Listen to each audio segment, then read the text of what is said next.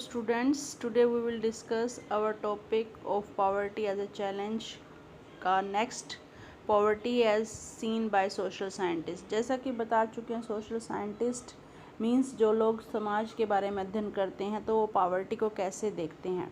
Since poverty has many facets, social scientists look at it through a variety of indicators। जैसा कि poverty को समझने के बहुत से तरीके हैं, बहुत से रूप हैं पावर्टी के, तो सोशल साइंटिस्ट को बहुत से आधारों पर इंडिकेटर्स के थ्रू जो है वो पढ़ते हैं, समझते हैं। तो यूजुअली जो इंडिकेटर वो यूज़ करते हैं वो है level of income and consumption. Income और कंजम्पशन, इनकम आपको पता ही है, आय कि एक व्यक्ति प्रतिदिन या पर मंथ या पर ईयर कितना कमाता है, और कंजम्पशन मीन्स खर्चा। But now poverty is looked through other social indicators like illiteracy level, lack of journal resistance due to malnutrition, lack of access to health care, lack of job opportunity, lack of access of safe drinking water, sanitation etc। तो mainly तो poverty को जज दो aspect पे किया जाता है, income और कंजम्पशन। खर्चा कितना कर सकता है एक व्यक्ति और कमाता कितना है, यानी कितना कमाया उसमें से खर्च कितना किया। परंतु इसके साथ साथ अब बहुत से इंडिकेटर्स ऐसे हैं जिनको और साथ में जिनका आकलन किया जाता है कि क्या एक व्यक्ति जो है वो पढ़ा लिखा है, लिटरेसी लेवल क्या है पावर्टी रेशो वालों का। उसके बाद माल न्यूट्रिशन मीन्स कुपोषण का शिकार, यानी कि पौष्टिक तत्व भोजन में ना मिलना। उसके बाद हेल्थ केयर फैसिलिटी का ना होना, जॉब अपॉर्चुनिटीज़ का ना होना, यहाँ तक कि साफ़ पीने के पानी का ना होना भी पावर्टी में ही शामिल किया जाता है, पावर्टी का ही एक इंडिकेटर होता है। और सैनिटेशन, शौचालय भी। Analyse of poverty based on social exclusion and vulnerability now becoming very common. और पावर्टी को अब दो नए रूपों में, सोशल एक्सक्लूजन और वल्नरेबिलिटी के रूप में भी देखा जाने लगा है। कॉमन जो है बन गई है सोशल एक्सक्लूजन और वल्नरेबिलिटी। तो सोशल साइंटिस्ट ने दो नए पहलू जो हैं वो निकाले हैं जिसमें कि वो आकलन करते हैं किसका, पावर्टी का। पहला सोशल एक्सक्लूजन और दूसरा है वल्नरेबिलिटी। क्या है सोशल एक्सक्लूजन?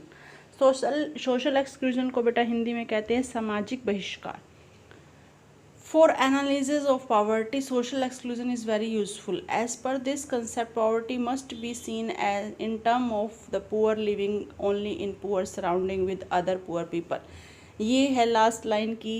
सोशल एक्सक्लूजन क्या होता है कि poor people are living in poor surrounding, कि गरीब लोग गरीबी के वातावरण में, गरीबी के उनके आसपास गरीबी जो है वो पाई जाती है, गरीबी के माहौल में रहते हैं। तो इससे गरीबी पर क्या असर पड़ा और गरीब कैसे हुए कि इसका ये सबसे बड़ा एक कारण है सामाजिक बहिष्कार। के गरीब जो हैं वो गरीबी वाले जगहों पर रहते हैं, उनके आसपास भी गरीब लोग ही रहते हैं। जैसे कि आपने देखा होगा झुग्गी झोपड़ी वाले लोग होते हैं, उनके आसपास भी झुग्गी झोपड़ी वाले लोग होते हैं, तो उन्हें कोई डिफरेंस ही नहीं लगता।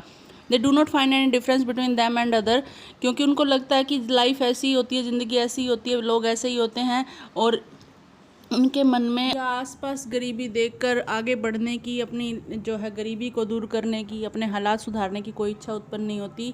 उनको जो है वो हालात ऐसे ही सही लगते हैं, वो गरीबी में ही रहते हैं, और समाज भी उनको सामाजिक सुविधाओं से, सोशल इक्वालिटी से बहिष्कृत कर देता है। उनके लिए कुछ अपॉर्चुनिटीज़, सेवाएँ जो हैं वो मना कर दी जाती हैं, वो एक अलग एरिया में रख दिए जाते हैं। तो सोशल एक्सक्लूजन भी गरीबी का एक कारण एज वेल एज कॉज है। गरीब हैं क्योंकि वो ऐसी गरीबी वाले माहौल में रहते हैं, और गरीबी वाले माहौल में रहते हैं इसीलिए वो गरीब हैं, ये दोनों ही कारण हैं। इसके बाद आता है वल्नरेबिलिटी, असुरक्षा की भावना। तो कौन लोग ऐसे हैं जो भविष्य में जो है वो और गरीब होने के लिए के मतलब और गरीब हो जाएंगे, ऐसी असुरक्षा उनके अंदर पाई जाती है। वो असुरक्षित होते हैं कि भविष्य में और भी ज़्यादा गरीब हो जाएंगे। तो इस तरीके से vulnerability describe the greater probability of being more adversely affected than other people which is done due to the earthquake और सिंपली और फॉल और अवेलेबिलिटी ऑफ जॉब। तो ये वल्नरेबिलिटी, असुरक्षा की भावना कब पैदा होती है? उन लोगों में, किन लोगों में पैदा होती है और क्यों पैदा होती है? जैसे कि अर्थक्वेक आ गया, या नौकरियां ख़त्म हो गई, या जैसे आजकल आप देख रहे हैं कोरोना की कारण जो है वो अब उन्हें अब ये डर है कि वो भविष्य में और ज़्यादा गरीब ना हो जाएं। तो असुरक्षा की भावना मीन्स भविष्य में और ज़्यादा गरीब हो जाने की का डर। तो क्यों कोई भी कारण हो सकता है इसका। और कौन लोग होते हैं ऐसे, हैंडीकैप्ड, विडो और जो है इलिटरेट, ये लोग ऐसे होते हैं जिनको की तरह की भावना का सामना करना पड़ता है। सो नेक्स्ट हमारा है poverty line. How we measure poverty line. Poverty line क्या है और कैसे गरीबी को हम मापते हैं। Poverty line is a way which is use to identify the poor. गरीबों को आइडेंटिफाई करने के लिए, पहचानने के लिए जो तरीका अपनाते हैं वो है पावर्टी लाइन।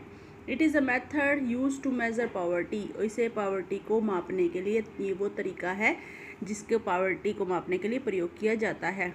और इसकी सहायता से कंजम्पशन और इनकम लेवल के थ्रू मापा जाता है। कंजम्पशन और इनकम लेवल के थ्रू पावर्टी को कैसे मापा जाता है ये हम पढ़ेंगे। The level of income and consumption fall below the minimum level of income and consumption of this line.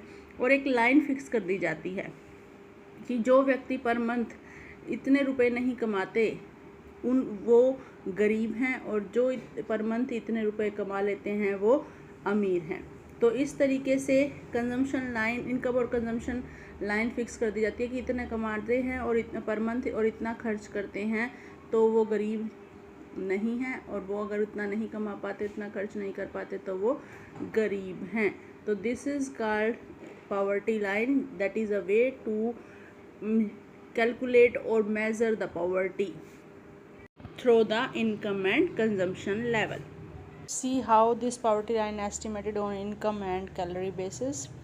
सो देखिए बेटा, मिनिमम रिक्वायरमेंट आंक ली जाती हैं एक व्यक्ति को क्लोथिंग में, फुटवियर में, फ्यूल में, लाइट में, एजुकेशन में, मेडिकल रिक्वायरमेंट में क्या क्या ज़रूरत है। यानी एक व्यक्ति को पर मंथ कितनी कपड़ों की, कितने जो है जूतों की, और कितना जो है उसकी रिक्वायरमेंट ऑफ फूड और एजुकेशन और खर्च पर खर्चा और मेडिकल सर्विसेज पर खर्चा आंक लिया जाता है, माप लिया जाता है। कैसे, अब आप कहेंगे ये कैसे मापा जाता है। इनकी फ़िज़िकल क्वांटिटी माप ली जाती है। यानी एक व्यक्ति एक महीने में 30 किलो आटा यूज़ करता है तो 30 किलो आटा कितने का आएगा। फिर 2 जोड़ी कपड़े तो 2 जोड़ी कपड़े कितने के आएंगे। आधा किलो दूध तो आधा किलो दूध कितने का आएगा। तो उनको कैलकुलेट कर लिया जाता है। और फिर कितनी कैलोरीज एक व्यक्ति को चाहिए होती हैं। कैलोरी क्या होती है बेटा? Calorie that energy we get from the food. तो फूड से हमें जितनी एनर्जी मिलती है उसको कैलोरी कहा जाता है।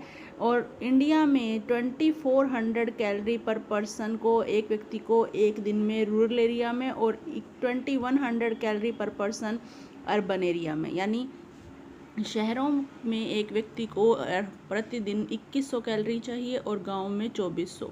अब ये डिफरेंस क्यों है? क्योंकि शहरों में फिज़िकल वर्क नहीं है, मेंटल वर्क ज़्यादा। गांव के लोग हाथ से काम जो है, कसी का काम, खेत, शारीरिक काम ज़्यादा करते हैं, तो उनको ज़्यादा कैलोरी की ज़रूरत है। तो इस तरीके से कैलोरी रिक्वायरमेंट उनको ज़्यादा है। ये क्वेश्चन बन जाता है कई बार कि कैलोरी की रिक्वायरमेंट गाँव के लोगों को ज़्यादा क्यों है। तो ये कैलोरी मेथड है। इसी में अगर हम इनके प्राइस को कैलकुलेट कर लें कि total amount food, total amount of milk, total amount जितना भी क्लोथिंग, एजुकेशन का, उसका प्राइस निकाल के हम उसको इनकम मेथड कह देते हैं। कि जो व्यक्ति एक महीने में इन सब चीज़ों का खर्चा उठा लेता है, इन सब चीज़ों पर खर्च कर सकता है, या इन सब चीज़ों को खरीदने लायक कमाता है, that is income method and consumption method और कैलोरी मेथड। तो पावर्टी एस्टिमेशन 2 तरीके से होता है। यहाँ पर देख सकते हैं 2000 के आंकड़ों के हिसाब से एक व्यक्ति को 328 रुपये पर मंथ जो गांव में और 454 रुपये अर्बन एरिया में कमाता है वो गरीब नहीं है। तो मिनिमम लाइन कितनी हो गई, मिनिमम लिमिट कितनी हो गई? 328 per month in rural area और 524 per month in urban area. अब आप कहेंगे अर्बन एरिया में कैलोरी कम होने के बावजूद भी वहाँ पर जो है खर्चा ज़्यादा क्यों है? इसका कारण है कि शहरों में चीज़ें महंगी होती हैं। शहरों में चीज़ों का प्राइस ज़्यादा होता है as compare to villages. Villages में तो कुछ चीज़ें आपको सस्ती, जैसे लस्सी है, जैसे सब्जियां हैं, कई लोग चीज़ें सस्ती मिलती हैं। तो गांव में जो है, और घरों में अनाज होता है, लोग गेहूं जो है अपने घरों में उगाते हैं। तो इस तरीके से क्या है कि वहाँ शहरों में ये चीज़ें महंगी मिलती है एज़ कम्पेयर टू विलेज। तो इसीलिए ये कहा गया है कि जो व्यक्ति 1,640 रुपये से कम पर मंथ कमाएगा वो मतलब 5 लोगों के परिवार में, वो तो 300 वाला जो डाटा था बेटा वो तो था पर व्यक्ति, एक व्यक्ति अपने लिए। अब 5 अगर उसके परिवार में सदस्य हैं तो वो उसे एक महीने में कितना कमाना होगा। पॉवर्टी लाइन क्या है गांव में, 1,640 रुपये। 5 लोगों के परिवार के लिए वो एक महीने में 1,640 रुपये कमाएगा, तो वो गरीब नहीं है। पॉवर्टी लाइन 1,640 रुपये है। और शहरों में यही सेम 5 लोगों के परिवार के लिए पॉवर्टी लाइन है 2,270 रुपये, क्योंकि शहरों में बेसिक रिक्वायरमेंट महंगी होती हैं। तो ये है पॉवर्टी लाइन। और पॉवर्टी लाइन को कैलकुलेट कौन करता है, ये भी 1 मार्क्स का वेरी इंपॉर्टेंट क्वेश्चन है। NSSO national sample survey organisation है, ये जो है पॉवर्टी लाइन को कैलकुलेट करती है हर 5 साल बाद। पॉवर्टी लाइन हर 5 साल बाद कैलकुलेट की जाती है, क्योंकि हर 5 साल में चीज़ों की कीमतें बदल जाती हैं। दूध जो है, रोटी जो है, सब्जी जो है, जो ये डेली बेसिस रिक्वायरमेंट हैं, इनकी जो है कीमत बदल जाती है। तो पॉवर्टी लाइन हर जगह एक जैसी भी नहीं होती। वर्ल्ड बैंक के अनुसार जो है पूरे विश्व को अगर हम एक साथ पॉवर्टी लाइन मेज़र करें, एक साथ देखें पॉवर्टी के कंपैरिजन में, तो जो व्यक्ति पर डे $1 भी नहीं कमा पाता है, $1 जो है आजकल लगभग 78 रुपये का हो रखा है, जो व्यक्ति एक दिन में 78 रुपये भी नहीं कमा पाता है वो गरीब है अकॉर्डिंग टू वर्ल्ड बैंक। तो ये सारे विश्व के देशों को आपस में कंपैरिजन करने के लिए वर्ल्ड बैंक ने एक पॉवर्टी लाइन बना दी पूरे विश्व के लिए। तो पूरे विश्व में पॉवर्टी एक जैसी नहीं है बेटा, कहीं पॉवर्टी लाइन का मतलब कुछ है तो कहीं कुछ है। जैसे हमारे देश में कार का ना होना गरीबी नहीं है, परंतु अमेरिका में अगर कार नहीं है किसी के पास तो वो गरीब माना जाता है, ही include into a poor people. तो आज हमने पॉवर्टी लाइन सोशल साइंटिस्ट के हिसाब से पॉवर्टी क्या है और पॉवर्टी लाइन कैसे कैलकुलेट की जाती है, पॉवर्टी लाइन के थ्रू कैलकुलेट की जाती है, ये जाना, इसे पढ़िएगा। और कल हम डिस्कस करेंगे विश्व के स्तर पर पॉवर्टी का कंपैरिजन और राज्यों के स्तर पर, हरियाणा, पंजाब, जो भी हमारे 29 स्टेट्स हैं उसका comparison. So read it. Thank you.